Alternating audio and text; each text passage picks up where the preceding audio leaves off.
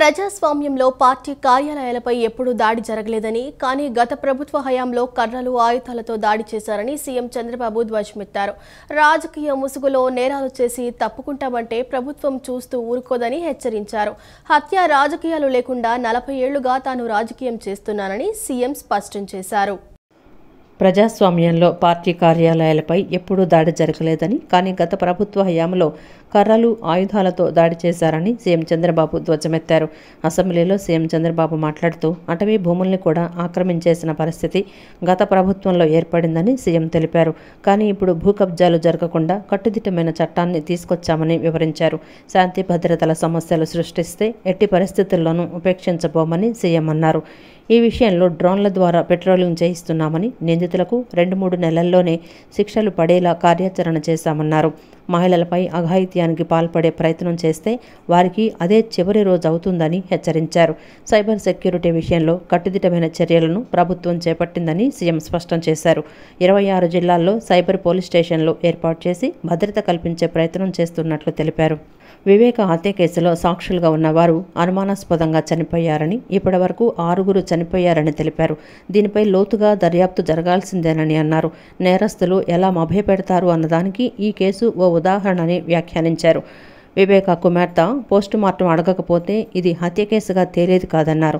గుండెపోటు అని చెప్పిన టీవీలోనే గొడ్డలిపోటని వార్తిచ్చారని, ఇంకా ఆ హత్య కేసును వైఎస్ఆర్సీపీ నేతలు తనకు ముడిపెట్టి దుష్ప్రచారం చేశారని చంద్రబాబు వాపోయారు. హత్య రాజకీయాలు లేకుండా 40 ఏళ్లుగా తాను రాజకీయం చేస్తున్నానని సీఎం స్పష్టం చేశారు. నేను ముఖ్యమంత్రిగా ఉండి 2019లో వివేకానంద రెడ్డి మర్డర్ జరిగింది. తెల్లవారితో వాట్సాప్ మెసేజ్ ఏమని, వివేకానంద రెడ్డి గుండెపోటుతో చనిపోయాడు. ఎలక్షన్ సీజన్, నేను కూడా గుండెపోటు అనుకున్నాను. జనరల్ గా నాకు ఎప్పుడు ఏ ఆలోచన వచ్చినా, ఏ మెసేజ్ వచ్చినా మళ్ళా నేను స్టడీ చేస్తా ఉంటాను. అలాంటిది నేను కూడా ఎలక్షన్ లో ఉండి క్యారీ అయ్యాను. నాకు ఒక సీఎంఓ ఉంది, ఒక ఇంటెలిజెన్స్ ఉంది, ఒక డీజీపీ ఉన్నాడు, మా చంద్రరాజు మంత్రి అప్పుడు అందరం ఉన్నాం. అర్థం కాలేదు, నిజం అనుకున్నాం, నమ్మాం. అంటే నేరస్తులు ఏ విధంగా ట్రాప్ లో పెడతారు లేదరికి ఇది ఒక ఉదాహరణ. దిశ అంతవరకే చెప్తున్నాను నేను ఈరోజు. అది అయిన తర్వాత మధ్యాహ్నాలకి బిల్డప్ అయింది. సునీత గారు అడిగారు దీన్ని పోస్ట్ మార్టం చేయాలని. సునీత గారు గాని పోస్ట్ మార్టం అడగకుండా ఉండుంటే క్రిమేషన్ అయిపోయేది. అంటే నేను ఎందుకు ఇవన్నీ చెప్తున్నానంటే, నేరాలు ఘోరాలు చేసే వ్యక్తుల పట్ల ఏ స్థాయి అయిన వాళ్ళైనా సరే మనం అప్రమత్తంగా ఉండకపోతే మాత్రం మనం న్యాయం చేసినట్టు కాదు, మనం కూడా ఇబ్బందులు పడే పరిస్థితి వస్తుంది. ఆ తర్వాత సాయంత్రానికి ఆ దిశ ఎప్పుడైతే పోస్ట్ మార్టం చేశారో, ఏ టీవీలో అయితే గుండెపోటని చెప్పారో వాళ్లే సాయంత్రానికి మాట మార్చేసి ఇంతవరకు మా తండ్రి చనిపోయాడు, ఇప్పుడు తండ్రి లేని బిడ్డే కాకుండా చిన్నాన్న ఉంటే ఆ పెద్ద దిక్కు కూడా లేకుండా పోయిందని చెప్తే ప్రజలు నమ్మించే పరిస్థితికి వచ్చారు. 2వ రోజు అధ్యక్ష నా చేతిలో కత్తి పెట్టి నారాసుర రక్త చరిత్రను వేసే పరిస్థితికి వచ్చారు. బాధ కదా, ఆవేదన కలగదా? ఏంటి ఇలాంటి అరాచకాలు చేసి కూడా రాజకీయాలు చేయగలుగుతామనే ధీమా నా జీవితంలో ఒకటే చెప్తాను దశ. ఎప్పుడు హత్యా రాజకీయాలు మరక అంటకుండా 45 సంవత్సరాలు రాజకీయాలు చేశారు. ఎవరైనా హత్యా రాజకీయాలు చేసిన ప్రజాక్షేత్రంలో పోరాడి అలాంటి వ్యక్తుల్ని శాశ్వతంగా రాజకీయాలు లేకుండా చేశాను తప్ప, శిక్షలు బయటకు చేశాను తప్ప, నేను ఎలాంటి పరిస్థితులు కూడా అలాంటి దీనికి దోహదం చేయలేదు. నేను ఎప్పుడూ చెప్పేవాడిని, ఒక హత్య చేయడం అనేది చాలా ప్రమాదం. పోస్ట్ మార్టానికి కారకులైన వ్యక్తులు మీకు కూడా పోస్ట్ మార్టం జరుగుతుంది, జాగ్రత్తగా ఉండమని హెచ్చరించాను. ఈ రోజు ఈ హౌస్ లో కూడా ఎమ్మెల్యేస్ అందరికీ చెప్తున్నాను, మీ నియోజకవర్గాల్లో లా అండ్ ఆర్డర్ కంట్రోల్ చేయడం మీ బాధ్యత. లా అండ్ ఆర్డర్ ని మనం గాని విస్మరిస్తే ప్రజల్లో అశాంతి వస్తే కరెక్ట్ కాదు. ఇంకొక విషయం కూడా చెప్తున్నాను, రాజకీయ ముసుగులో నేరాలు ఘోరాలు చేసి ఎదురుదాడి చేసి తప్పించుకుంటా ఉంటే ఈ ప్రభుత్వంలో సాగనివ్వనని మరొక్కసారి చాలా స్పష్టంగా అత్యంత శక్తివంతంగా శక్తి యాప్ను రూపొందించామని సీఎం చంద్రబాబు స్పష్టం చేశారు. ఆపదలో ఉన్నామని మొబైల్ కదిల్చినా శక్తి యాప్ యాక్టివేట్ అవుతుందని అన్నారు. పోలీసులు నిర్లక్ష్యం వహించినా వారి ఫెయిల్యూర్ కూడా రికార్డ్ అవుతుందని తెలిపారు. అలాంటి ఉదంతాలు వెలుగు చూస్తే పోలీసులపైన చర్యలు తీసుకుంటామని హెచ్చరించారు. శక్తి యాప్ను వినియోగించుకోవాలని రాష్ట్రంలోని ప్రతి మహిళను సీఎం కోరారు. శక్తి యాప్కు విస్తృతంగా ప్రచారం కల్పించాలని తెలుగుదేశం క్యాడర్కు కూడా సీఎం చంద్రబాబు విజ్ఞప్తి చేశారు. ఇనాగరేట్ చేశాను శక్తి యాప్. ఎవరైనా సరే ఆడబిడ్డలు ఆ శక్తి యాప్ డౌన్లోడ్ చేసుకుని కనీసం ఆ ఫోన్లో చేయగలిగిన ఆ శక్తి యాప్ ఆన్ చేసి 3 సార్లు షేక్ చేసిన ఆటోమేటిక్గా రిజిస్టర్ అయిపోతుంది. ఎక్కడున్నారో GPS చూసుకుని 6 నిమిషాల నుంచి 9-10 నిమిషాల లోపల మీ దగ్గరికి వచ్చే బాధ్యత పోలీసుల పైన ఉంటుంది. ఒకసారి కంప్లైంట్ చేసిన తర్వాత ఆ అమ్మాయికి ఏమైనా జరిగినా మా పోలీసులు రెస్పాండ్ కాకపోయినా బాధ్యత తీసుకునే అవకాశం పోలీసుల పైన ఉంటుంది. ఎందుకంటే ఒకసారి టెక్నాలజీలో రిజిస్టర్ అయిన తర్వాత రేపు క్రైమ్ రిజిస్టర్ అయినప్పుడు మీ ఫెయిల్యూర్ కూడా రిజిస్టర్ అవుతుంది. జాగ్రత్తగా ఉండమని మా పోలీసులు కూడా చెప్తున్నా. ప్రజల్లో చైతన్యం తీసుకొస్తాం. చైతన్యం తీసుకురావడమే కాకుండా ఇటు పోలీసులు అప్రమత్తంగా లేకపోతే వాళ్ళపైన కూడా యాక్షన్ ఉంటుంది. నేను ఐఎమ్ వెరీ క్లియర్. అందుకే టెక్నాలజీ అంటే ఏదో మేము మా ఇష్ట ప్రకారం పెట్టేస్తాం. ఇంత మునుపు మనం చూసాము దిశ యాప్ అన్నారు, దిక్కుమాలిన యాప్గా తయారైంది. ఈరోజు నో క్వశ్చన్. ఏదైతే నేను చెప్పానో ఇది 100% ఏదైతే శక్తి యాప్. ఒక్కసారి మీరు టెస్ట్ చేసి చూడండి. ఎవడైనా ఆకతాయితనంతో బిహేవ్ చేయాలని మీరు చేసి చూడండి. ఆడబిడ్డలు శక్తి యాప్ ద్వారా అప్రోచ్ కండి. అప్రోచ్ అయిన తర్వాత 100% యాక్షన్ తీసుకునే బాధ్యత ఈ ప్రభుత్వాన్ని అని చెప్పి మరొకసారి తెలియజేస్తాను. ఉచిత ఇసుక విధానంపై శాసన మండలిలో అధికార ప్రతిపక్షాల మధ్య వాడివేడి చర్చ జరిగింది. ఉచిత ఇసుక విధానం వల్ల పేదవాడికి ఎలాంటి లబ్ధి చేకూరటం లేదని, గతంలో కంటే పెద్దగా మార్పు లేదని వైఎస్ఆర్సీపీ సభ్యులు తోట త్రిమూర్తులు, బొత్స సత్యనారాయణ విమర్శించారు. ఉచిత ఇసుక విధానం అమలులో సమస్యలను అధిగమిస్తూ ఎప్పటికప్పుడు సరళీకృతం చేస్తూ వస్తున్నామని మంత్రి కొల్లు రవీంద్ర వివరణ ఇచ్చారు.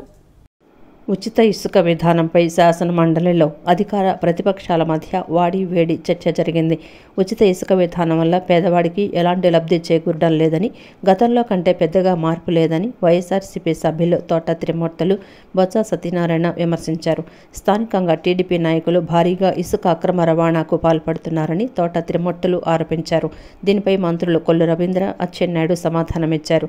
ఉచిత ఇసుక విధానం అమలులో సమస్యలను అధిగమిస్తూ ఎప్పటికప్పుడు సరళీకృతం చేస్తూ వస్తున్నామని మంత్రి కొల్లు రవీంద్ర తెలిపారు. వైఎస్ఆర్సీపీ పాలనలో కంటే అక్రమ రవాణాను బాగా అరికట్టామన్న మంత్రి అలాంటి వారిపై కేసును నమోదు చేసి వాహనాలు సీజ్ చేశామని వివరించారు. ఉచిత ఇసుక విధానం ఫలితాలు పేదలకు చేరేలా కృషి చేస్తున్నామని మంత్రి అచ్చెన్నాయుడు వెల్లడించారు. 2019లో వీళ్ళు చేసినటువంటి విధానాల వల్ల వందల మంది పని లేక ఆత్మహత్యలు చేసుకున్నారు అధ్యక్ష. చాలా మంది కార్మికులు ఆత్మహత్యలు చేసుకునే పరిస్థితికి గత ప్రభుత్వం మరి ఆనాటి ముఖ్యమంత్రి గారు తీసుకున్నటువంటి నిర్ణయాల వల్ల చాలా మంది నాశనం అయిపోయారు అధ్యక్ష. ఇదే కాకుండా ఆ రోజు కొన్ని సంస్థలకి ఆ రోజున మరి ఈ శాండ్ మైనింగ్ సంబంధించినంత కూడా మిస్టర్ జయప్రకాష్ జేపీ సంస్థ వాళ్ళకి అప్పచెప్పేశారు అధ్యక్ష. మొత్తం కూడా దాదాపు 475 రూపాయలకి, అదేవిధంగా డీసిల్టేషన్ పాయింట్ అయితే 675 రూపాయలు, 6 నెలల పాటు 1528 కోట్లకి వాళ్ళకి ఇచ్చేశారు అధ్యక్ష. అంటే ప్రజలకి మేము ఇచ్చినటువంటి ఉచితాన్ని తీసేసి వాళ్ళ దగ్గర నుంచి డబ్బులు కొట్టేయడానికి, వాళ్ళ దగ్గర నుంచి మరి ఇది ఎక్కడ మళ్ళీ ట్రాన్స్పోర్టేషన్ ఇవన్నీ కలుపుకుంటే పెద్ద ఎత్తున 100 కోట్లు 1000 కోట్లు దోచేసుకున్నటువంటి పరిస్థితి రాష్ట్ర వైఎస్ఆర్సీపీ గవర్నమెంట్ జరిగింది అధ్యక్ష. పరిశ్రమలు, ఫ్యాక్టరీల్లో పనిచేసే కార్మికులు భద్రత కిట్లు వినియోగించుకోవడంలో అశ్రద్ధ వహిస్తున్నారని, ప్రతి కార్మికుడు తప్పనిసరిగా భద్రత కిట్లు వినియోగించాలని కార్మిక శాఖ మంత్రి వాసంశెట్టి సుభాష్ పిలుపునిచ్చారు. ఎవరు బ్రతికినా కుటుంబం, పిల్లల కోసమే బతుకుతామని, మనలాగా మన కుటుంబాన్ని ఎవరూ చూసుకోలేరని తెలిపారు. కుటుంబ పెద్ద లేకపోతే ఆ కుటుంబం అస్తవ్యస్తం అవుతుందని, మన ప్రాణాలు ఎంతో విలువైనవని చెప్పారు. కార్మికుల ఆరోగ్యం, భద్రతకు కూటమి ప్రభుత్వం కట్టుబడి ఉందని అన్నారు. 54వ జాతీయ భద్రతా వారోత్సవాలను పురస్కరించుకుని విజయవాడ బీఆర్టీఎస్ రోడ్డులో జిల్లాలోని పలు పరిశ్రమలు, ఫ్యాక్టరీల ఆధ్వర్యంలో భారీ ర్యాలీ నిర్వహించారు. ఈ ర్యాలీకి వివిధ పరిశ్రమల కార్మికులు పాల్గొన్నారు.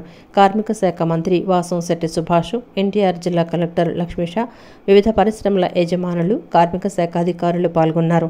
మంత్రి సుభాష్ భద్రతా వారోత్సవాల జెండాను ఆవిష్కరించి కార్మికులతో ప్రతిజ్ఞ చేయించారు.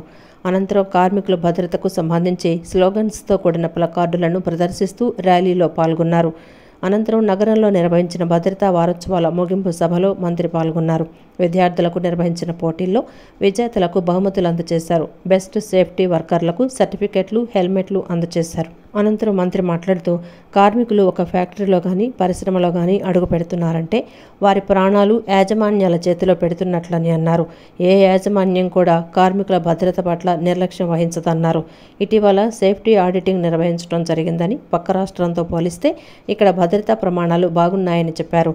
అయితే చిన్న చిన్న నిర్లక్ష్యాలు ప్రమాదానికి కారణమవుతాయన్నారు. కార్మికులు తప్పనిసరిగా సేఫ్టీ కిట్లు వాడాలన్నారు.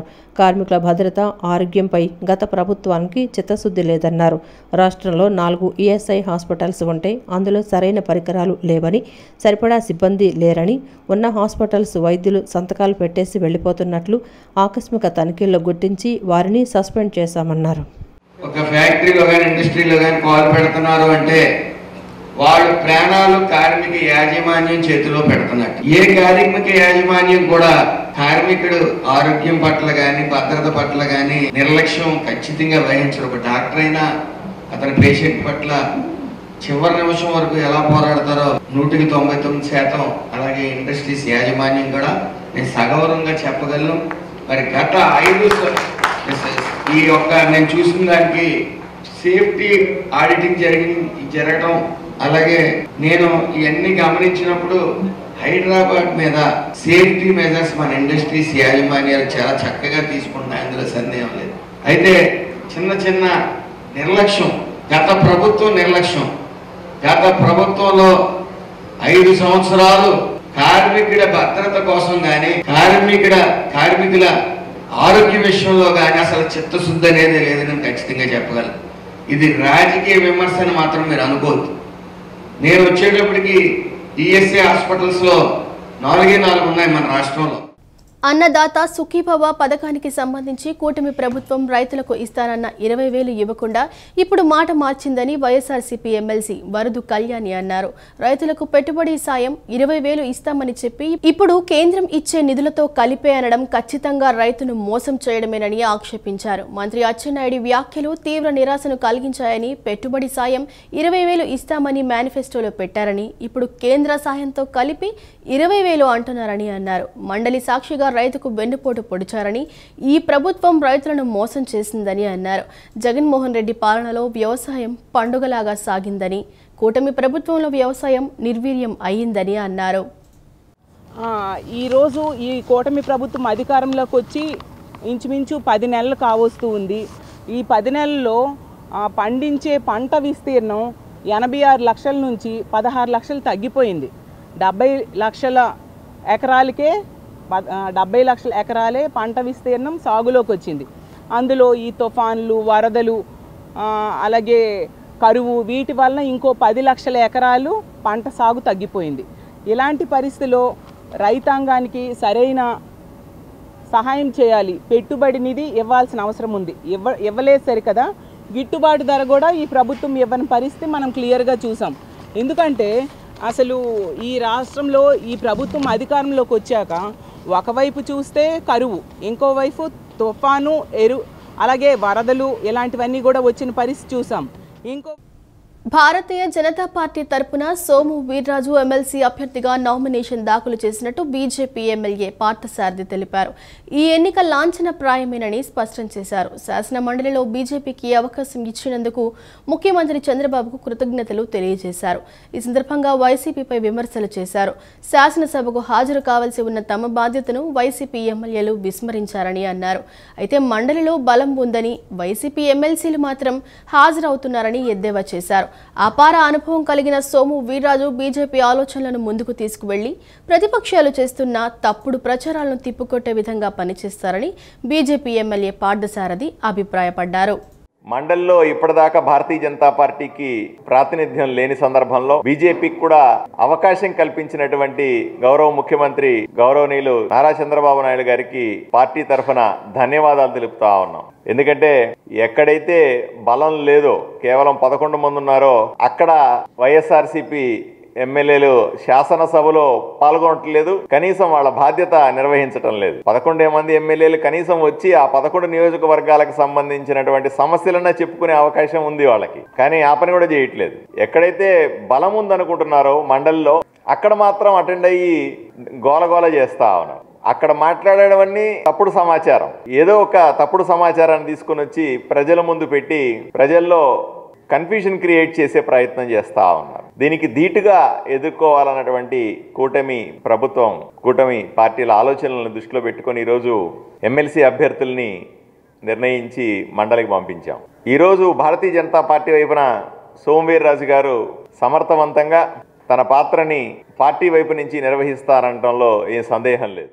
రాష్ట్రంలో సులభతర వాణిజ్యం మరియు కంప్లైంట్స్ రిడక్షన్ అంశాల్లో ఆంధ్రప్రదేశ్ను ఉత్తమ రాష్ట్రంగా తీర్చిదిద్దేందుకు అవసరమైన చర్యలు తీసుకుంటున్నట్టు ప్రభుత్వ ప్రధాన కార్యదర్శి కె విజయానంద్ వెల్లడించారు. రాష్ట్రంలో పెట్టుబడులు పెట్టేందుకు ముందుకు వచ్చే పారిశ్రామికవేత్తలకు వేగవంతంగా అవసరమైన అనుమతులు జారీతో పాటు ప్రభుత్వ పరంగా అందించాల్సిన సహకారానికి సంబంధించి సింగిల్ విండో డెస్క్ విధానంలో తగిన చర్యలు తీసుకోవడం జరుగుతోందని పేర్కొన్నారు. రాష్ట్ర సచివాలయంలో సులభతర వాణిజ్య విధానం మరియు కంప్లైంట్స్ రిడక్షన్ అంశాలకు సంబంధించి సిఎస్ మరియు కేంద్ర కేబినెట్ సెక్రటేరియట్కు చెందిన రాష్ట్రానికి నోడల్ అధికారిగా ఉన్న సెక్రటరీ కోఆర్డినేషన్ వందన గుర్నాని ఆధ్వర్యంలో సంబంధిత శాఖల కార్యదర్శులతో సమీక్షా సమావేశం జరిగింది. ఈ సందర్భంగా సిఎస్ విజయానంద్ మాట్లాడుతూ ఇటీవల కాలంలో రాష్ట్రంలో సులభతర వాణిజ్యానికి సంబంధించి వివిధ శాఖల్లో పెద్ద ఎత్తున సంస్కరణలు ప్రవేశపెట్టడం జరిగిందని తెలిపారు. రాష్ట్రంలో పెట్టుబడులు పెట్టేందుకు ముందుకొచ్చే పారిశ్రామికవేత్తలకు వేగవంతంగా అవసరమైన అనుమతులు జారీతో పాటు ప్రభుత్వ పరంగా అందించాల్సిన సహకారానికి సంబంధించి సింగిల్ విండో డెస్క్ విధానంలో తగిన చర్యలు తీసుకోవడం జరుగుతోందని పేర్కొన్నారు. అంతేకాక సులభతర వాణిజ్యం మరియు స్పీడ్ ఆఫ్ డూయింగ్ బిజినెస్లకు సంబంధించి ప్రస్తుత పరిస్థితులకు అనువుగా లేని పలు చట్టాల్లో మార్పులు తీసుకొచ్చేందుకు కృషి జరుగుతోందని వివరించారు. ఉత్తమ విధానాలను అవలంబించడం ద్వారా వేగవంతమైన వాణిజ్యానికి కృషి జరుగుతోందని సిఎస్ విజయానంద్ స్పష్టం చేశారు. దేశంలోని అన్ని పార్టీలకు తెలుగుదేశం పార్టీ ఆదర్శప్రాయమైన పార్టీ అని ఎమ్మెల్యే గద్దె రామ్మోహన్ అన్నారు. నిత్యం ప్రజల మధ్యనే ఉంటూ ప్రజలకు అవసరమైన సేవ, సహాయ కార్యక్రమాలను చేయటమే అన్న ఎన్టీఆర్ నుంచి నేటి ముఖ్యమంత్రి నారా చంద్రబాబు నాయుడు వరకు అమలు చేస్తున్నారన్నారు. ఇప్పుడు ఏ ఎన్నికలు లేకపోయినప్పటికీ ప్రజలకు, కార్యకర్తలకు అండగా ఉండాలనే ఉద్దేశంతోనే డివిజన్లోని నిరుపేద కుటుంబాలకు జీవనోపాధి నిమిత్తం తోపుడు బండ్లను ఉచితంగా అందజేస్తామని అన్నారు. తూర్పు నియోజకవర్గ పరిధిలోని 16వ డివిజన్ బాలాజీనగర్ గరికపాటి వెంకటేశ్వర వీధిలో ఎమ్మెల్యే గద్దె రామ్మోహన్ పర్యటించారు. స్థానికంగా ఉన్న సమస్యలను స్వయంగా పరిశీలించి పరిష్కరించాల్సిందిగా ఆయా శాఖల అధికారులను ఆయన ఆదేశించారు. అనంతరం డివిజన్లోని 3 నిరుపేదలకు స్వయం ఉపాధి చేసుకునే నిమిత్తం 65,000 విలువ చేసే తోపుడు బండి, ఇస్త్రీ బండి, టిఫిన్ బండి ఎమ్మెల్యే గద్దె రామ్మోహన్ తన సొంత నిధులతో కొనుగోలు చేసి నిరుపేద కుటుంబాలకు ఉచితంగా అందజేశారు. ఈ సందర్భంగా ఎమ్మెల్యే గద్దె రామ్మోహన్ మాట్లాడుతూ గత వైఎస్ఆర్సీపీ హయాంలో రాష్ట్ర ప్రతిష్ట దిగజారిందని అన్నారు. అధికారంలోకి వచ్చిన కూటమి ప్రభుత్వంలోని బీజేపీ, టీడీపీ, జనసేన పార్టీలు రాష్ట్ర ప్రతిష్టను పెంచడంతో పాటు రాష్ట్రంలో అభివృద్ధి పనులు, ప్రజలకు సంక్షేమ కార్యక్రమాలను అమలు చేస్తున్నారని అన్నారు. అలాంటి కూటమి ప్రభుత్వానికి మనమందరం మద్దతుగా ఉండాలని చెప్పారు. తెలుగుదేశం పార్టీ అంటేనే ఒక ప్రత్యేకత కలిగిన పార్టీ అని అన్నారు. రాష్ట్రంలోని ప్రతి కుటుంబానికి నెలకు 15,000 సంపాదించేలాగా చేయాలనేది కూటమి ప్రభుత్వ లక్ష్యమని ఎమ్మెల్యే గద్దె రామ్మోహన్ చెప్పారు. అదే సమయంలో పార్టీ కూడా కూటమి ప్రభుత్వానికి అండగా ఉండి ఏదైనా ప్రభుత్వ కార్యక్రమాలు, అదేవిధంగా ప్రజలు తీసుకెళ్లాల్సిన కార్యక్రమాలు, అదేవిధంగా ప్రజలకు ఇంకా మేలు చేయాల్సిన కార్యక్రమాల కోసం వాళ్ళు పార్టీ పనిచేయాలని కూడా మా యొక్క రిక్వెస్ట్. దాని ద్వారానే వాళ్ళకి మా నాయకులు అందరూ కూడా సమిష్టిగా ఆలోచన చేసి ఈ కార్యక్రమాలు ఏర్పాటు చేసుకోవడం జరిగింది. మేమందరం కూడా కూటమి ఒక మంచి ధ్యేయంతో ఈ ఆంధ్ర రాష్ట్రం యొక్క అభివృద్ధి ధ్యేయంగా ఈ రాష్ట్రం దారి తప్పిన ఆంధ్ర రాష్ట్రాన్ని కాపాడాలి, ఆంధ్ర రాష్ట్ర ప్రజల్ని కాపాడాలా, భారతదేశంలో ఆంధ్ర రాష్ట్రం యొక్క ప్రతిష్టను పెంచాలి, ఆంధ్ర రాష్ట్రం ఉన్నత రాష్ట్రంగా తీర్చిదిద్దాలని ఆలోచిస్తూ కూటమి ప్రభుత్వం అక్కడ నారా చంద్రబాబు నాయుడు గారు, పవన్ కళ్యాణ్ గారు, అదేవిధంగా బీజేపీ మోడీ గారు వీళ్ళందరూ కూడా ఒక మంచి విధానంతో ముందుకు వెళ్తూ ఉన్నారు. వాళ్ళకి అండగా మనం ఉండి మన పిల్లల భవిష్యత్తుని కాపాడుకోవటానికి, మనని మనం కాపాడుకోవటానికి, మన రాష్ట్ర ప్రతిష్టను కాపాడుకోవటానికి అందరూ కలిసికట్టుగా కృషి చేయాలని మీ ద్వారా తెలియజేస్తున్నాను. అనంతరం పార్టీ డివిజన్ అధ్యక్షుడు రతనం రమేష్ మాట్లాడుతూ ఎమ్మెల్యే గద్దె రామ్మోహన్ నిత్యం ప్రజల మధ్యనే ఉంటూ ప్రజలకు అవసరమైన సహాయ కార్యక్రమాలను చేస్తున్నారన్నారు. గతంలో ఎన్నికైన ఎమ్మెల్యేలుగా ఉన్నవారు పంచాయతీలు, సెటిల్మెంట్లు, స్థలాలను ఆక్రమించుకోవటం చూశామని అన్నారు. గద్దె రామ్మోహన్ ఎమ్మెల్యేగా ఎన్నికైన తర్వాత తన సొంత నిధులతో సేవా సహాయ కార్యక్రమాలను చేయటం చూస్తున్నామని అన్నారు. ఎవరైతే పేదలు పెట్టుకుంటున్నారో ప్రతి ఒక్కరికి కూడా తెలుగుదేశం పార్టీ మరి చంద్రబాబు నాయుడు గారు, పవన్ కళ్యాణ్ గారు, మోడీ గారు ఈ కూటమి ప్రభుత్వం ప్రతి పేదలకి కూడా వాళ్ళ వైద్య సౌకర్యం కోసం మరి సీఎం రిలీఫ్ ఫండ్లు గత ప్రభుత్వంలో ఇవన్నీ కూడా గాలికి ఎగిరిపోయినాయి. ఈసారి సీఎం రిలీఫ్ ఫండ్లు కూడా ప్రతి ఒక్కరికి కూడా శాసనసభ్యులు ఇంటికి తీసుకెళ్లి స్వీట్ బాక్స్తో వాళ్ళకి లక్షల రూపాయలు 10,000 నుంచి 10-15 లక్షల రూపాయలు కూడా ఇవ్వడం జరుగుతుంది. ప్రతి ఒక్కరు కూడా డివిజన్ ప్రజలు, తూర్పు నియోజకవర్గ ప్రజలందరూ కూడా మరి ఏదైనా సహాయం కావాలంటే శాసనసభ్యులు వారు మధ్యాహ్నం 12 గంటల నుంచి 3 గంటల వరకు కూడా కార్యాలయంలో అందుబాటులో ఉంటారు. అందరూ కూడా శాసనసభ్యులు గద్దె రామ్మోహన్ గారి సేవల్ని అందుకోవాల్సిందిగా డివిజన్ ప్రజలందరినీ కోరుకుంటున్నారు. ఆటిజం బాధిత పిల్లల సమస్యను అసెంబ్లీలో ప్రస్తావించగా మంత్రి నారా లోకేష్ దీనిపై సమగ్రంగా స్పందించి ప్రత్యేక కమిటీ ఏర్పాటు చేయనున్నట్టు ప్రకటించారని జనసేన ఎమ్మెల్యే విజయ్ కుమార్ తెలిపారు. ఈ కమిటీ ద్వారా ప్రత్యేక శిక్షణ, వైద్య సేవలు, విద్యా అవకాశాలు మెరుగవుతాయి అని ఆయన ఆశాభావం వ్యక్తం చేశారు. ఆటిజాన్ని 4 సంవత్సరాల వయసులోనే గుర్తించి తగిన తర్ఫీదు అందిస్తే బాధిత పిల్లలు సాధారణ చిన్నారుల్లా జీవించగలరు అని ఆయన వివరించారు. ప్రభుత్వ తక్షణ చర్యలతో రాష్ట్రంలో ఆటిజం పిల్లల సమస్యలు తగ్గిపోవటానికి ఇది ముఖ్యమైన అడుగు కానుందని పేర్కొన్నారు. ఎమ్మెల్యే అయిన దగ్గర నుంచి కూడా ప్రతి వేదిక మీద కూడా మాట్లాడుతున్నాం. ఈరోజు ఆటిజం పిల్లలు ఎక్కడ పడితే అక్కడ పెరుగుతూ ఉన్నారు. స్పెషల్ ఎడ్యుకేటర్స్ లేక, స్పెషల్ ఈ థెరపీస్ అని కానీ ఇవన్నీ కూడా లేక చాలా ఇబ్బంది పడే పరిస్థితి, తల్లిదండ్రులు ఇబ్బంది పడే పరిస్థితి రకరకాలుగా ప్రతి కాన్స్టిట్యున్సీలో, ప్రతి ఊర్లో మనం చూస్తానున్నాం. ఇంతకుముందు అంటే గణాంకాలు చాలా ఆందోళన చెందే రకంగా ఉన్నాయి. మొన్న కూడా మరి యుఎస్ ప్రెసిడెంట్ గారు ప్రతి 1000కి ఒక ఆటిజం పిల్లడు ఉన్నాడు అని ఉండేవాళ్ళు ఇప్పుడు ప్రతి 32 మందిలో ఒక ఆటిజం పిల్లలు ఉన్నారని చెప్పడం ఇది చాలా తీవ్రతగా మనం గుర్తించాల్సిన పరిస్థితి. దీని మీద మరి జనసేన పార్టీ అలాగే కూటమి ప్రభుత్వం మేమంతా కూడా చాలా సీరియస్గా ఈ ఆటిజం మీద దృష్టి సారించడం జరిగింది. ప్రత్యేకంగా నేను అడిగిన ఈ స్పెషల్ ఎడ్యుకేటర్స్ గురించి కానీ లేకపోతే వీటి గురించి నేను అడిగిన ప్రశ్నకి సమాధానం ఇస్తూ ఒక కమిటీని ప్రపోజ్ చేయడం జరిగింది. అది చాలా ఆనందకరమైన విషయం. యూపీఏ ప్రభుత్వంలో 20 లక్షలకు పైగా ఉద్యోగాలు ఆంధ్రప్రదేశ్ యువతకు లభించాయని, 1 కోటి మందికి పైగా యువత కార్పొరేట్ సెక్టార్లో పనిచేసే అవకాశం లభించిందని అఖిల భారతీయ యువజన కాంగ్రెస్ అధ్యక్షులు ఉదయ్ భాను చిబ్ అన్నారు. 20 లక్షల ఉద్యోగాలు ఇస్తామని వాగ్దానం చేసిన ఎన్డీఏ ప్రభుత్వం 20 ఉద్యోగాలు కూడా ఇవ్వలేదన్నారు. ఏపీ యువతకు ప్రతి నెల 3,000 రూపాయలు స్టైఫండ్ ఇస్తామని వాగ్దానం చేశారని, కానీ దాన్ని విస్మరించారని చెప్పారు. ఉపాధ్యాయ పోస్టులను భర్తీ చేస్తామన్న ప్రభుత్వం ఒక్క ఉపాధ్యాయ పోస్టును భర్తీ చేయలేదన్నారు. ఏపీ మత్తు పదార్థాలకు కేంద్రం అవుతోందని ఆరోపించారు. ఆంధ్రప్రదేశ్ యువజన కాంగ్రెస్ అధ్యక్షులు లక్కరాజు రామారావు ఆధ్వర్యంలో నౌకరీ దో నషా నహీ కార్యక్రమం విజయవాడ గాంధీనగర్ ధర్నా చౌక్లో నిర్వహించారు. ఈ కార్యక్రమానికి అఖిల భారతీయ యువజన కాంగ్రెస్ అధ్యక్షులు ఉదయ్ భాను చిబ్, ఏపీసీసీ మాజీ అధ్యక్షులు గిడుగు రుద్రరాజు, మస్తాన్ వల్లి పాల్గొన్నారు. ఈ సందర్భంగా ఉదయ్ భాను చిబ్ మాట్లాడుతూ యువతకు ఉద్యోగాలు ఇవ్వండి, మత్తు కాదు అంటూ దేశవ్యాప్తంగా ఉద్యమం చేస్తున్నామని, ఈ ఉద్యమం గత నెల 16వ తేదీన ప్రారంభమైందన్నారు. నిద్రపోతున్న ఎన్డీఏ ప్రభుత్వం మేల్కొనే వరకు ఈ ఉద్యమం కొనసాగుతుందని చెప్పారు. ఎన్డీఏ ప్రభుత్వాలు ఉన్న అన్ని రాష్ట్రాల్లోనూ వాగ్దానాలిచ్చి మర్చిపోయారని చెప్పారు. ఎన్డీఏ ప్రభుత్వం నిరుద్యోగ సమస్యను పెంచుతోందని, దీని వ్యతిరేకంగా తాము గళం విప్పుతామని చెప్పారు. విశాఖపట్నంలో 25,000 కిలోల డ్రగ్స్ పట్టుబడిందని తెలిపారు.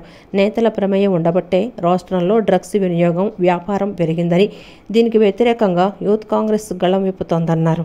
उनको मौका मिला और ये जो एनडीए सरकार आई है, इन्होंने वादा किया था कि 20 लाख नौकरियां देंगे, 20 नौकरी भी नहीं दे पाए अभी तक। इन्होंने वादा किया था कि आंध्र प्रदेश के युवा को 3,000 रुपया स्टाइफन हर महीने मिलेगा, लेकिन उसको वो भूल चुके हैं। इन्होंने वादा किया था कि टीचर्स की भर्ती करेंगे, लेकिन एक भी नोटिफिकेशन आज तक नहीं मिली है। तो मुझे कोई हैरानी नहीं हो रही है, पूरे देश में यहाँ जिस स्टेट में एनडीए की सरकार है वो वादा करके भूल जाते हैं और फिर उनको जुमलों का नाम देते हैं। उसके खिलाफ हम यहाँ भी आवाज़ उठाएंगे। जो बेरोजगारी का फैलाने का काम एनडीए सरकार बीजेपी सरकार कर रही है उसके खिलाफ आवाज़ उठाएंगे। అనంతరం ఏపీసీసీ మాజీ అధ్యక్షులు గిడుగు రుద్రరాజు మాట్లాడుతూ దేశంలో ఉన్న యువతను మేల్కొల్పేందుకు యువతకు మత్తు పదార్థాలు వద్దు, ఉద్యోగాలు కావాలి అనే నినాదంతో యువజన కాంగ్రెస్ జాతీయ స్థాయిలో ఆందోళన చేస్తోందన్నారు. కూటమి ప్రభుత్వం తొలి సంతకం డిఎస్సీపై చేస్తామని చెప్పిందని ఇప్పటి వరకు అతిగతి లేదన్నారు. కూడా దాని మీద కూడా బడ్జెట్ అలిగేషన్ లేనటువంటి పరిస్థితి. ఉద్యోగ ఉపాధి అవకాశాల కోసం జాతీయ స్థాయిలో కాంగ్రెస్ పార్టీ శ్రీమతి సోనియా గాంధీ గారు, డాక్టర్ మన్మోహన్ సింగ్ గారి నేతృత్వంలో యూపీఏ 1 కానీ యూపీఏ 2 కానీ అనేకమైనటువంటి కార్యక్రమాలు చేసింది. దాంట్లో భాగంగానే ఆనాడు ఈ రాష్ట్రానికి సుమారు కోట్లాది ఉద్యోగాలు వచ్చాయి. 1 కోటి ఉద్యోగాలు వచ్చాయి. 20 లక్షల పబ్లిక్ సర్వీస్ కమిషన్ సంబంధించి ఏపీపీఎస్సీ ద్వారా గ్రూప్ 1 కానీ గ్రూప్ 2 కానీ అప్ టు గ్రూప్ 4 వరకు రిక్రూట్మెంట్ ఏదైతే ఉందో అవన్నీ కూడా కాంగ్రెస్ పార్టీ చేయడం జరిగింది. సో టీచర్ల ఉద్యోగాలు కానీ గ్రూప్ 1, గ్రూప్ 2, గ్రూప్ 3, గ్రూప్ 4 దాకా వచ్చేటువంటి రెవెన్యూ ఉద్యోగాలు కానీ ఇతర ఉద్యోగాలు కానీ ఇమీడియట్గా భర్తీ చేయాలని కాంగ్రెస్ పార్టీ ఆధ్వర్యంలో, యువజన కాంగ్రెస్ పార్టీ ఆధ్వర్యంలో ఈ కార్యక్రమం జరుగుతుంది. ఇది జాతీయ స్థాయి కార్యక్రమం. వివిధ రాష్ట్రాల పర్యటనలో భాగంగా కార్యక్రమం అనంతరం రాజ్భవన్ ముట్టడికి బయలుదేరిన నేతలను పోలీసులు అడ్డుకున్నారు. అడ్డుగా పెట్టిన బారికేడ్లను తోసుకుంటూ ముందుకు వెళ్లేందుకు ప్రయత్నించిన నేతలను పోలీసులు అరెస్టు చేసి స్టేషన్కు తరలించారు. యువతలో ప్రశ్నించే తత్వం, పరిశీలించే గుణం, పరీక్షించే ఆసక్తి, కొత్త ఆవిష్కరణలు చేసే మనస్తత్వాన్ని పెంపొందించాలి అనే ఉద్దేశంతో ఈ నెల 13వ తేదీ బెంజ్ సర్కిల్ నాస్తిక కేంద్రం నందు గోరా టెక్నో హబ్ ఏర్పాటు చేశామని చైర్మన్ డాక్టర్ జి సమరం తెలిపారు. ఇంజనీరింగ్, మ్యాథమెటిక్స్ కోర్సులు ఎడల ప్రేరణ కలిగించి రాబోయే తరంలో యంగ్ సైంటిస్టులుగా తీర్చిదిద్దాలి అనే లక్ష్యంగా ముందుకు సాగుతున్నట్లు తెలిపారు. నగరంలోని Benz circle Vasavya nursing home Gora నాస్తిక కేంద్రం నందు ఈ నెల 13వ తేదీన గోరా టెక్నో హబ్ ఏర్పాటు చేసినట్లు చైర్మన్ డాక్టర్ జి సమరం తెలిపారు. బెంజ్ సర్కిల్ నాస్తిక కేంద్రం నందు ఏర్పాటు చేసిన విలేకరుల సమావేశంలో డాక్టర్ సమరం మాట్లాడుతూ ఈ నెల 13వ తేదీన గోరా టెక్నో హబ్ను డిఆర్డీఓ మాజీ చైర్మన్ సతీష్ రెడ్డి ప్రారంభిస్తారని తెలిపారు. ఈ కార్యక్రమానికి విజయవాడ ఎంపీ కేశినేని శివనాథ్, ఎమ్మెల్యే మండలి బుద్ధప్రసాద్, గద్దె రామ్మోహన్, బౌండా ఉమా మహేశ్వరరావు, సుజన చౌదరి, జిల్లా కలెక్టర్, మున్సిపల్ కమిషనర్ ధ్యానచంద్ర, పలువురు ప్రముఖులు పాల్గొంటారని తెలిపారు. యువతకి అత్యాధునిక సైన్స్ టెక్నాలజీకి సంబంధించిన పరిజ్ఞానాన్ని అందించడానికి నాస్తిక కేంద్రంలో గోరా టెక్నో హబ్ను ఏర్పాటు చేశామన్నారు. ఇంజనీరింగ్, మ్యాథమెటిక్స్ కోర్సుల ఎడల ప్రేరణ కలిగించి రాబోయే తరంలో యంగ్ సైంటిస్టులుగా తీర్చిదిద్దాలనే లక్ష్యంగా గోరా టెక్నో హబ్ నిర్వహిస్తున్నట్లు డాక్టర్ సమరం తెలిపారు. Humanoid robot guide robotic science టెక్నాలజీతో కష్టతరమైనవి ఎంత సులభంగా చేయవచ్చో కళ్ళకి కట్టినట్లు ఆవిష్కరణలు చేసినట్లు తెలిపారు. స్పైస్ సైన్స్ గురించి ప్రాక్టికల్ ప్రత్యేక గది ఏర్పాటు చేశామన్నారు. చంద్రయాన్ 3 శాటిలైట్, చంద్రునిపై రోవర్ ప్రయాణం, స్పేస్ షిన్స్, అంతరిక్షం నుంచి సంకేతాలు, ఇలా ఎన్నో ఆసక్తికరమైన అంశాలను టెక్నో హబ్ ఏర్పాటు చేసినట్లు తెలిపారు. ముఖ్యంగా యువత భాగస్వామ్యం చేస్తూ నిపుణులైన శాస్త్రవేత్తలతో రెగ్యులర్గా వర్క్షాప్స్, సెమినార్స్ ఏర్పాటు చేస్తున్నట్లు తెలిపారు. యువతలో ప్రశ్నించే తత్వం, పరిశీలించే గుణం, పరీక్షించే ఆసక్తి, కొత్త ఆవిష్కరణలు చేసే మనస్తత్వాన్ని పెంపొందించేందుకు ఈ గోరా టెక్నో హబ్ ఉపయోగపడుతుందని సమరం తెలిపారు.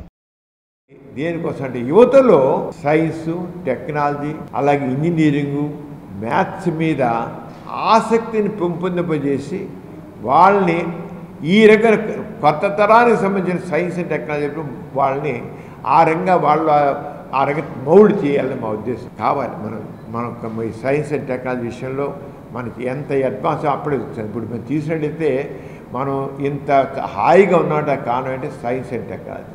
సైన్స్ అండ్ టెక్నాలజీ ఆవిష్కరణ వల్లే మనం హాయిగా ఉన్నాం.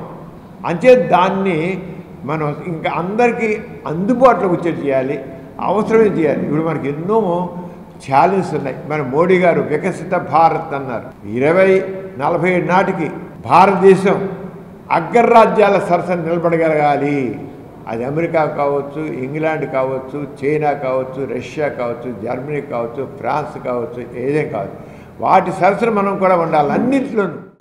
విజయవాడ బీఆర్టీఎస్ రోడ్ గులాబీ తోటలో ఉన్న ఎస్ఆర్ఆర్ అండ్ సివిఆర్ ప్రభుత్వ డిగ్రీ కళాశాలకు చెందిన 6.67 ఎకరాల స్థలం ఆక్రమణలకు గురైందని, ఆక్రమణలో ఉన్న కళాశాల భూమిని ప్రభుత్వం స్వాధీనం చేసుకోవాలని ఎస్ఆర్ఆర్ అండ్ సివిఆర్ ప్రభుత్వ డిగ్రీ కళాశాల అల్యూమిని అసోసియేషన్ సభ్యులు కళాశాల ప్రిన్సిపల్ భాగ్యలక్ష్మి కోరారు. విద్యాశాఖ సంబంధిత ప్రభుత్వ లీడర్లు స్టేటస్ కోను ఖాళీ చేయించి కళాశాల హక్కులను పునరుద్ధరించాలని కలెక్టర్ అధికారులకు సూచించాలని సీఎం చంద్రబాబు విద్యాశాఖ మంత్రి నారా లోకేష్ను కోరారు. చట్టవిరుద్ధమైన అమ్మకందారుల, కొనుగోలుదారులపై తక్షణమే సివిల్, క్రిమినల్ చర్యలు తీసుకోవాలని డిమాండ్ చేశారు. విజయవాడ బీఆర్టీఎస్ రోడ్డు గులాబీ తోటలోని ఎస్ఆర్ఆర్ అండ్ సివిఆర్ ప్రభుత్వ డిగ్రీ కళాశాలకు చెందిన స్థలంలో ఎస్ఆర్ఆర్ అండ్ సివిఆర్ ప్రభుత్వ డిగ్రీ కళాశాల అల్యూమిని అసోసియేషన్ విలేకరుల సమావేశం నిర్వహించింది. సమావేశంలో కళాశాల ప్రిన్సిపాల్ భాగ్యలక్ష్మికి పూర్వ విద్యార్థి దొనెపూడి శంకర్, సంఘం అధ్యక్షులు లంకా జానయ్య, కార్యదర్శి చిగురుపాటి యుగంధర్, ఉపాధ్యక్షులు ఆళ్ల వేణుగోపాలరావు, కమిటీ సభ్యులు దొనెపూడి కాశీనాథ్, చెరుకూరి కృష్ణకుమార్, కేపీ రావు, ఎన్వీఆర్ తదితరులు పాల్గొన్నారు.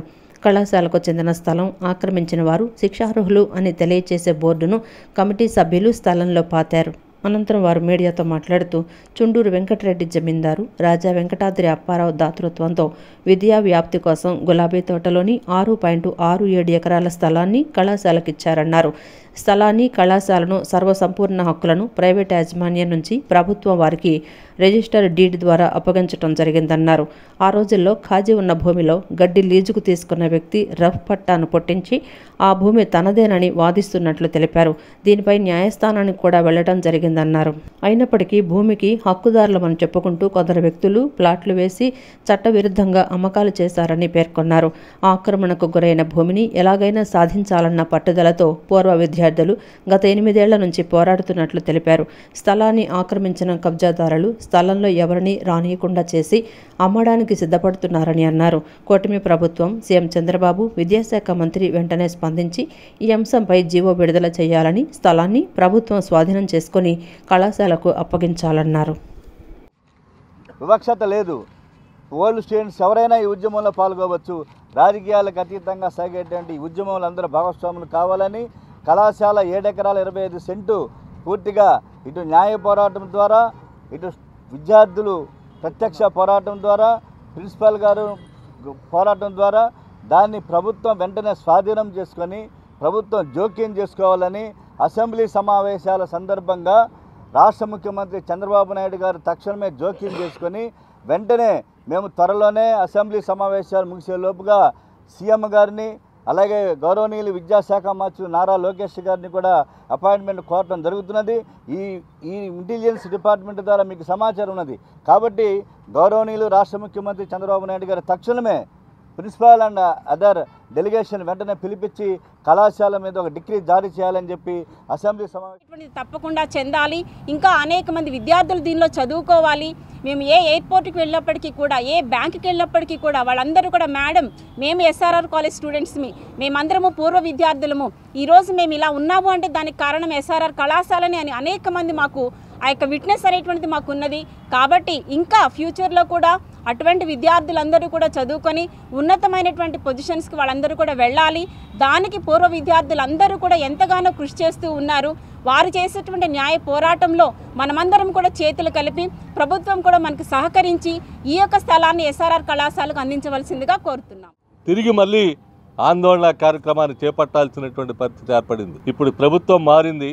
ముఖ్యమంత్రి చంద్రబాబు నాయుడు గారి దృష్టికి ఈ అంశం తీసుకెళ్లి సమస్య పరిష్కారానికి పూనుకోమని చెప్పనని అడుగుదామని చెప్పనేటువంటిది, రిప్రజెంట్ చేద్దామని చెప్పని అంటే తెలియ కాదు. గవర్నమెంట్ దృష్టిలో ఈ విషయం లేదని చెప్పనేది కాదు. అయినా ఒక్కసారి వారి దృష్టికి తీసుకెళ్లడం సముచితం అని చెప్పనేటువంటిది భావించాం. ఈ కార్యక్రమం అనంతరం ముఖ్యమంత్రి గారి దృష్టికి, ఉన్నత విద్యాశాఖ మంత్రి గారి దృష్టికి తీసుకెళ్లి ఈ స్థలాన్ని కబ్జా కాకుండా జీవో జారీ చేయమని చెప్పి, అవసరమైతే లీగల్ దీంట్లో అడ్వకేట్ జనరల్స్ ని వాళ్ళని కూడా ఈ కాలేజీ తరఫున ఫైట్ చేస్తూ ఉన్నటువంటి వాళ్ళకి మద్దతుగా నిలబెట్టేటువంటి దాంట్లో కూడా ప్రభుత్వం పూనుకోవాలని, ఈ స్థలాన్ని తిరిగి మళ్ళీ కాలేజీకి అప్పగించేటువంటి దానికి ప్రయత్నం చేయాలని చెప్పనేటువంటిది ఈ సందర్భంగా మా డిమాండ్.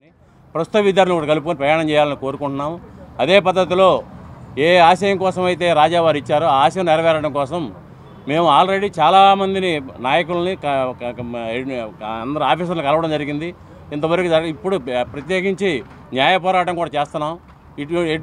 ఆల్రెడీ ఇంప్లీడ్ అవ్వడానికి ప్లాన్ చేసాం, ఇంప్లీడ్ అవుతున్నాము. కాబట్టి ఎటువంటి పరిస్థితి కళాశాల స్థలాన్ని ఈ ఆక్రమణ కళాశాలను మేము సాధించి తీరుతాము. దరిదాపులోకి వచ్చేసాము. ఎటువంటి పరిస్థితుల్లో విత్ ఇన్ డేస్లోనే ఈ శుభవార్త వింటాము. ఈ వార్త మీతో కలిసి సంతోషంగా పంచుకుంటాము. కాలపరిమితి సర్క్యులర్ కోసం వివోఏలు గత కొంతకాలంగా పోరాటం చేస్తున్నారని, ఎన్నికల ముందు టీడీపీ నేతలు ఇచ్చిన వాగ్దానాలను విస్మరించారని ఏపీ వెలుగు వివోఏ ఉద్యోగుల సంఘం రాష్ట్ర ప్రధాన కార్యదర్శి ధనలక్ష్మి విమర్శించారు. టీడీపీ ప్రభుత్వం వచ్చిన వెంటనే కాలపరిమితి సర్క్యులర్ రద్దు చేస్తామన్నారని, కూటమి అధికారంలోకి వచ్చి 9 నెలలు అవుతున్నా రద్దు చేయలేదన్నారు. వేతనాలు పెంచమంటే ఖజానా ఖాళీ అంటున్నారని, కానీ కాలపరిమితి సర్క్యులర్ రద్దు చేయడానికి ఏ డబ్బులు అవసరం లేదని, పేపర్ మీద సంతకం పెడితే చాలని, ఆ పని కూడా ప్రభుత్వం చేయడం లేదని అన్నారు. వెలుగు వివోఏలకు కాలపరిమితి సర్క్యులర్ రద్దు చేయాలని, కనీస వేతనం బకాయి వేతనం చెల్లించాలని, అక్రమంగా తొలగించిన వారందరినీ విధుల్లోకి తీసుకోవాలని కోరుతూ ఏపీ వెలుగు వివోఏ యానిమేటర్స్ ఉద్యోగుల సంఘం సిఐటియు ఆధ్వర్యంలో గాంధీనగర్ ధర్నా చౌక్లో మహాధర్నా నిర్వహించారు. ఈ ధర్నా కార్యక్రమానికి రాష్ట్రంలో వెలుగు వివోఏలు పాల్గొన్నారు. ఈ సందర్భంగా ఏపీ వెలుగు వివోఏ ఉద్యోగుల సంఘం రాష్ట్ర ప్రధాన కార్యదర్శి ధనలక్ష్మి మాట్లాడుతూ, వేతనాలు పెంచమంటే ఖజానా ఖాళీ అంటున్నారని, కానీ కాలపరిమితి సర్క్యులర్ రద్దు చేయడానికి ఏ డబ్బులు అవసరం లేదని, పేపర్ మీద సంతకం పెడితే చాలని, ఆ పని కూడా ప్రభుత్వం చేయటం లేదన్నారు. వివోఏలు గ్రామైక్య సంఘం ఉద్యోగులని, మెప్మా సెర్ఫ్ ఉద్యోగులు కాదన్నారు. కానీ ఒక్కో వివోఏ 300 నుంచి 400 మందికి సేవలు అందిస్తోందని తెలిపారు.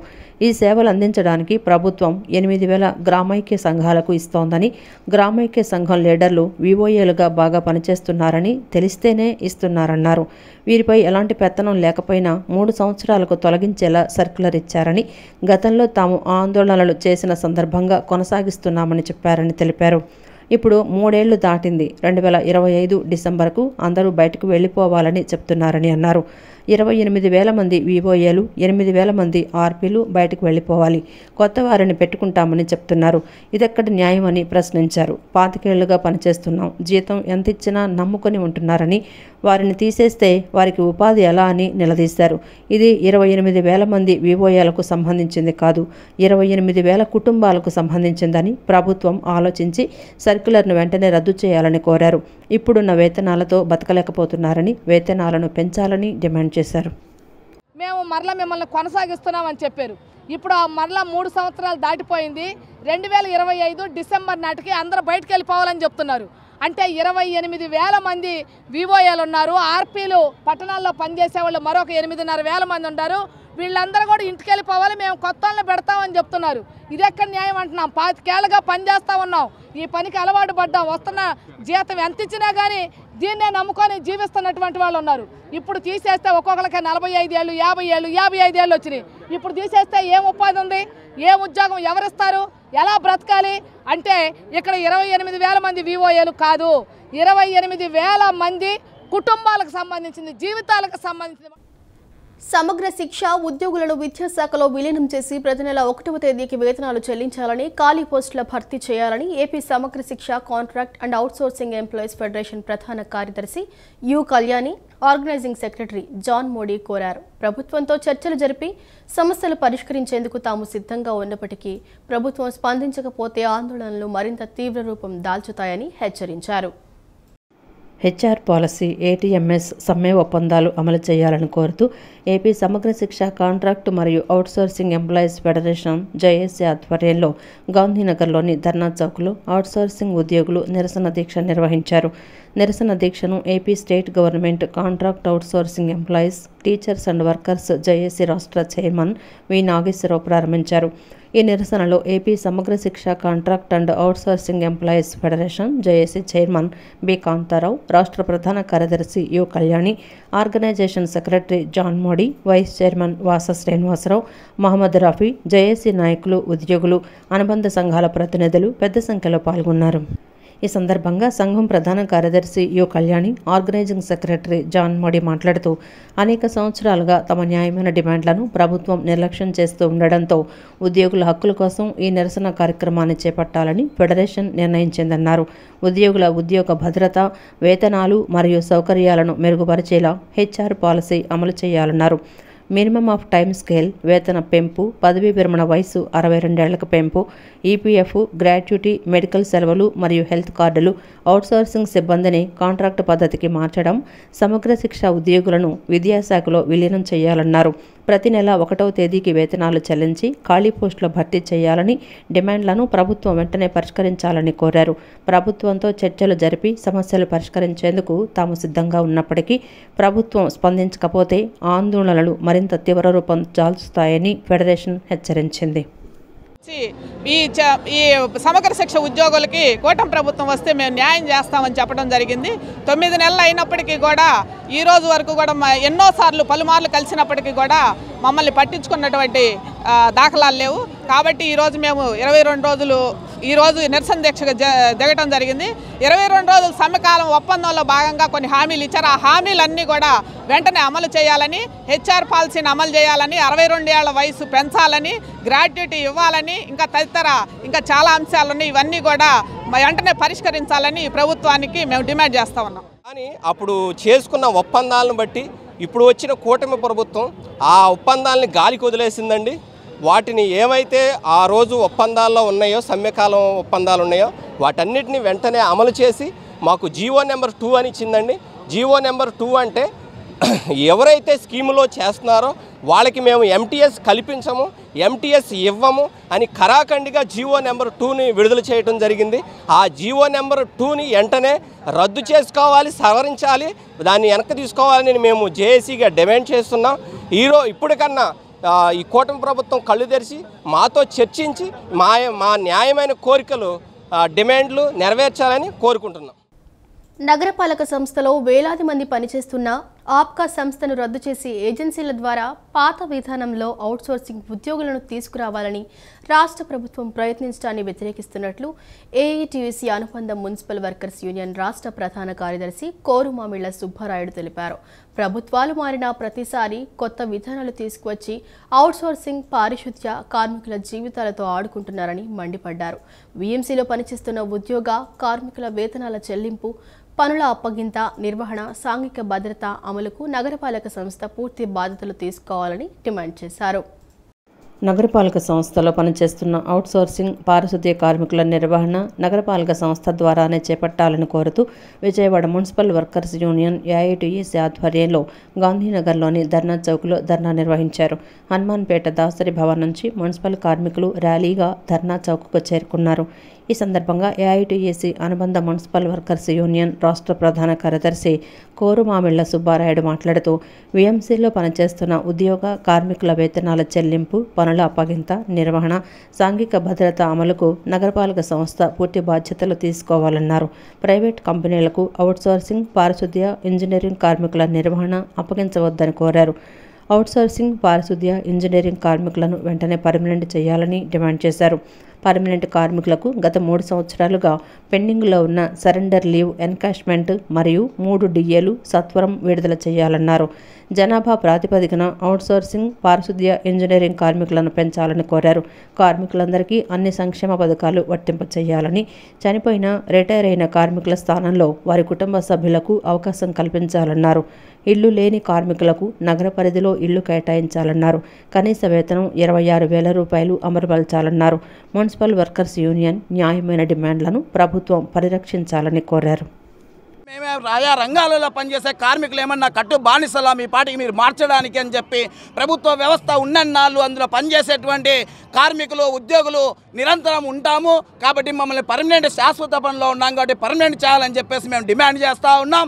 లేని పక్షంలో పెద్ద ఎత్తున ఉద్యమాలకు శ్రీకారం చుడతామని చెప్పేసి ఇది శాంపిల్ టోకన్గా మాత్రమే ఫిబ్రవరి 17 నుంచి దశల వారీగా కలెక్టరేట్ల వరకు మార్చి 3 వరకు ఆందోళన జరిపి ఇవాళ చలో విజయవాడ కార్యక్రమం చేపట్టాం. అయితే ఈ కార్యక్రమానికి కూడా అనుమతి ఇచ్చి జమ్మలమడుగు, మదనపల్లి తదితర చోట మున్సిపల్ కార్మికులను రానికుండా ఈ ప్రభుత్వం అడ్డంకులు సృష్టించింది. ఇదే రకంగా అయితే తగినటువంటి గుణపాఠాన్ని కార్మిక లోకం చూపుతామని చెప్పేసి హెచ్చరిస్తా ఉన్నాం. ఆస్తి క్యాపిటల్ విలువ మీద ఆస్తి పన్ను విధించే విధానాన్ని రద్దు చేయాలని ట్యాక్స్ పేయర్స్ అసోసియేషన్ అధ్యక్ష కార్యదర్శులు సాంబిరెడ్డి, ఎంవి ఆంజనేయులు డిమాండ్ చేశారు. గత ప్రభుత్వం చేసిన తప్పులు పదే ప్రస్తావించకుండా తప్పులు సరిదిద్ది మార్పులు చేయాలని సూచించారు. నగరంలోని కస్తూరిబాయిపేట బెల్లపు శోభనాద్రి గ్రంథాలయం నందు ట్యాక్స్ పేయర్స్ అసోసియేషన్ అధ్యక్షుడు వి సాంబిరెడ్డి, కార్యదర్శి ఎంవి ఆంజనేయులు కలిసి విలేకరుల సమావేశాన్ని నిర్వహించారు. కార్యదర్శి ఎంవి ఆంజనేయులు మీడియాతో మాట్లాడుతూ ఆస్తి క్యాపిటల్ విలువ మీద ఆస్తి పన్ను విధించే విధానాన్ని రద్దు చేయాలని డిమాండ్ చేశారు. ఈ మేరకు ఆస్తి పన్ను విషయంపై అసెంబ్లీలో ప్రస్తావించి పన్నును రద్దు చేయాలని సూచించారు. ఈ సమావేశాల్లో కుదరకపోతే ఆర్డినెన్స్ పెట్టి వచ్చే అసెంబ్లీ సమావేశాల్లో ఆస్తి పన్ను రద్దు చేయాలని రాష్ట్ర ప్రభుత్వాన్ని డిమాండ్ చేశారు. ప్రతి ఏటా ఆస్తి 15% పెంచుతున్నారని, ఆస్తి పన్ను రద్దు చేయకపోతే ఖాళీ స్థలం ఎవరికైనా అమ్మినా, నిర్మాణంలో ఎటువంటి మార్పులు చేసినా అదనంగా పన్ను చెల్లించాల్సి వస్తోందన్నారు. గత ప్రభుత్వం చేసిన తప్పులు పదే పదే ఊదరగొట్టకుండా వారు చేసిన తప్పులను సరిచేసి పన్నులు తగ్గించాలని డిమాండ్ చేశారు. రద్దు చేయండి. ఒకవేళ ఇమీడియట్గా పెట్టడం సాధ్యం కాకపోతే వెంటనే ఒక ఆర్డినెన్స్ ఇవ్వండి. ఆర్డినెన్స్ ఇచ్చిన తర్వాత ఆ ఆర్డినెన్స్ ద్వారా నెక్స్ట్ వచ్చే సమావేశాల్లో దాన్ని బిల్లు పెట్టి రద్దు చేసుకోవచ్చు.